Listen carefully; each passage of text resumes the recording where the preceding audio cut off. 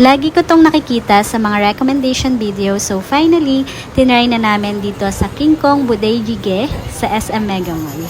Sorry, hindi ko alam kung tama ba yung bigkas ko dyan. Pero that means Korean Army Stew. So that is a soul food for many Koreans. Kaya curious kami kung gaano nga ba siya kasarap. First impression, grabe, masarap siya. The broth is spicy, savory, and may hint of sourness from the kimchi. Actually, they have two soup options here, but we went for the spicy version. So, kung mahilig kayo sa maanghang, this one's definitely for you. It has just the right level of heat na hindi overpowering.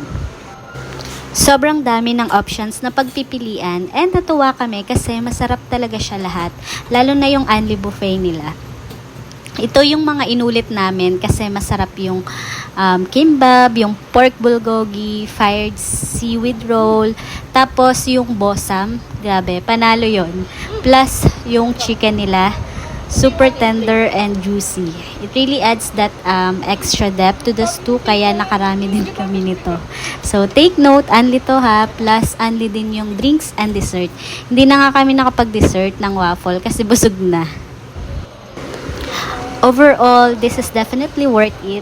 Masarap, big serving, and super sulit niya for the price. So, kung nagka-crave kayo ng Korean comfort food na masarap at hindi mabigat sa bulsa, this is the place to be.